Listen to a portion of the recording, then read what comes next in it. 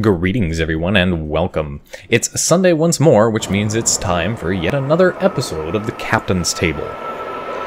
It's Seafarer weekend here in Seattle, and the Blue Angels are back in town. And it just so happens that their flight path for their performance basically takes them low and fast right over my job. Not once, but multiple times. The event is actually pretty popular here in Seattle, and the Blue Angels flying over my building is no coincidence. They make a concerted effort to include pretty much most of Seattle into their show's flight path, so that if you can't make it down to the main event space, you can, at the very least, see them flying around and doing some pretty cool maneuvers. Last week at work was pretty decent. We had a couple of short turns that had to get done. A few of them were very tight. Fortunately, though, we were able to finally express our disgruntled feelings about these short turns, and the manager did finally listen and agree that we should probably get the full 5 days like we need. Now, it's not that it takes us 5 full days to complete one of these turns. It's that we need that extra time so that if things come up, like a sudden surprise visit from a member of corporate, we can be pulled away to take care of any last-minute issues in common spaces that might otherwise be a problem for a corporate visit, without having to worry about whether or not we're going to have time to get the unit done. Additionally, it gives us time to schedule vendors, like our cleaners and our carpet cleaners, with enough time for us to go in after it's all said and done before the residents move in, and ensure that everything has been taken care of satisfactorily. And if necessary, that there's enough time for us to call back a vendor if we feel that their job wasn't done to our standards, which has unfortunately been the case multiple times with several different cleaning companies that we've used, resulting in even more problems, if you will. Other than that, though, work has been going pretty well, and no major complaints on that end. No massive amounts of overtime for me this week. Thank God I'm not on call, and work didn't send me off to another property somewhere else.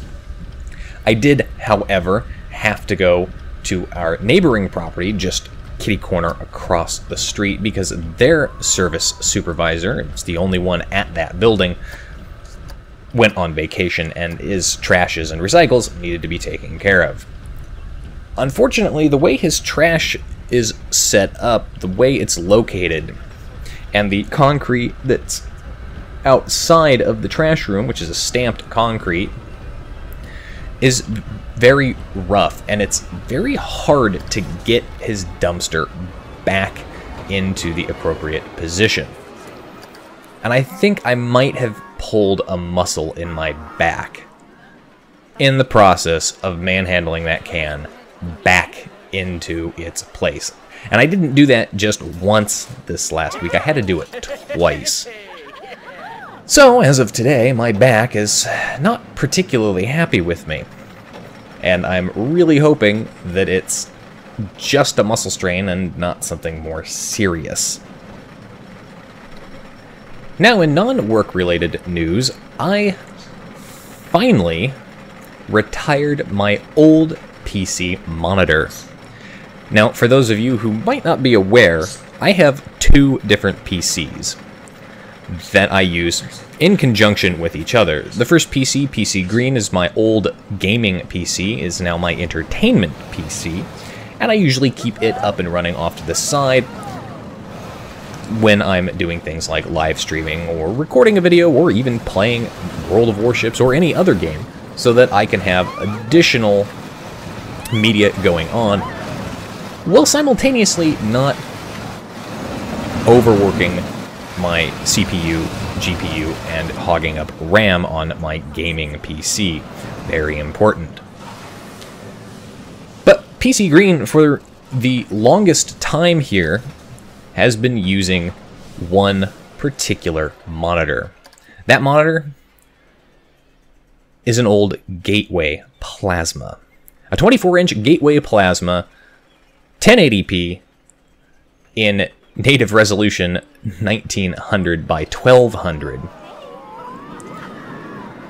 And has effectively served me well for, well, I think 11 years? Possibly 12? I cannot remember when I got that Gateway PC. But the monitor has effectively survived, I think, 3 PCs? It's served 3 or 4 different PCs. So it has continued to be an excellent monitor, and it still works. And given my frugal nature, at least when it comes to replacing things that still work, I don't like doing that. I like to keep things until, well, effectively they die. I like to run my machines, my clothing, whatever it is. I want to run it into the ground until it's dead, and then I'm forced to replace it. I have the same policy with my cell phones. I don't upgrade my phone to the latest, greatest technology until the one I've got starts crapping out on me. Then, and only then, do I upgrade to the newest, latest, greatest tech.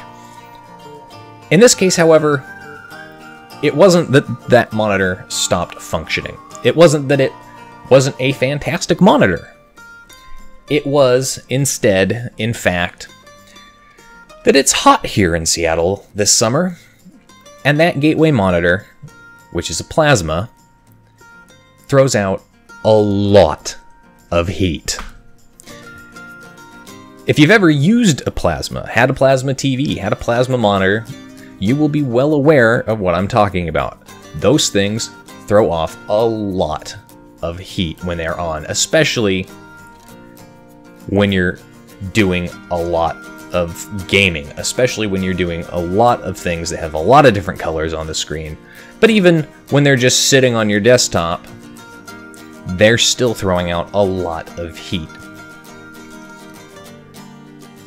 And it was so much heat, in fact, that even with my AC on, right behind my chair, I still felt uncomfortably warm sitting with that monitor just off to my side. So I decided that I would go ahead and I would replace it. I would get a new monitor. But I decided since I'm going to get a new monitor, I might as well upgrade my monitor. Why not? And I opted to get a 4K 28-inch gaming monitor for PC Red, taking PC Red's 23-inch 1080p monitor and moving it over to PC Green. And let me tell you, I did not prepare particularly well for a 4K monitor experience. For those of you who have 4K monitors, you might already know some of the things I instantly ran into once I got this thing hooked up. First off is going to be the UI scaling, the GUI scaling there. Fortunately, the monitor came with a very nice, easy, simple setting that allowed me to basically increase the size of my user interface and all of my icons on my desktop. That was a good thing, because otherwise I wouldn't have been able to see anything. That's how small this is, especially on a 28-inch monitor. Second off, that same problem, of course, transfers over to all of the games that I play. Specifically, the one that really is a problem is, of course, World of Warships, which I'm pretty sure right now doesn't have a GUI scaling option. Now, I do know that there is a potential test patch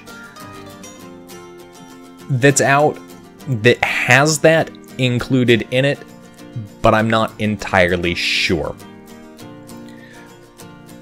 Worst case scenario, the next several videos that you see here in the coming weeks, because I do have some videos already saved, ready to go. The next several videos you see in the coming weeks, well, they may have incredibly tiny little icons as I've recorded the video in stunning 4K. The plus side, however, is that the minimap is going to appear a whole hell of a lot bigger for you. But of course, like I said, the downside, everything else is going to be tiny. And until I can figure out how to adjust the GUI settings in World of Warships to increase the size of the icons and everything, it's going to be a little bit tiny. So bear with me.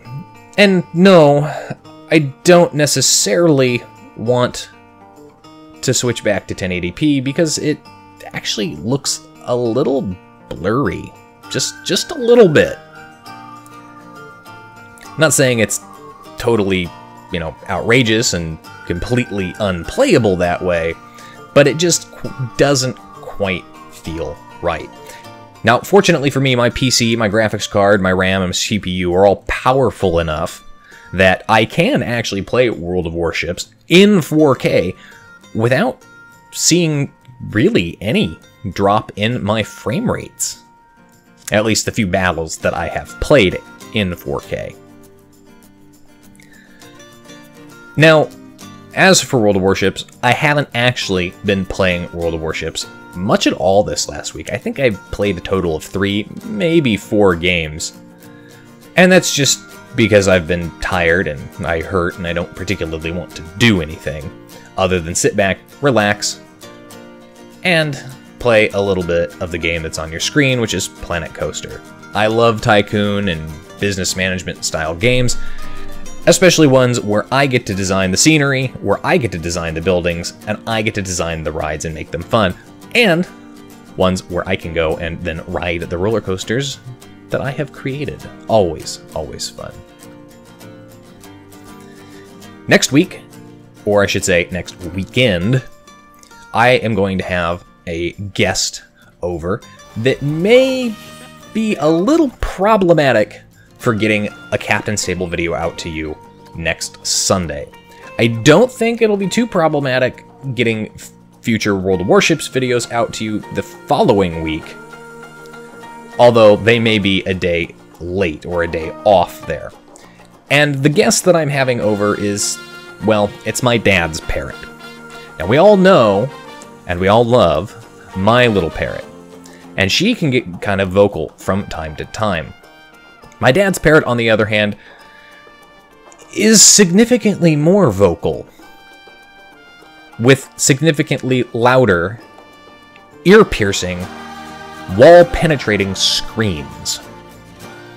So while she is here, I'm probably not going to be able to record any YouTube commentary, any live stream, anything of that nature, because, well, she's going to get vocal and it's going to get loud, and there's nothing that I can do about that.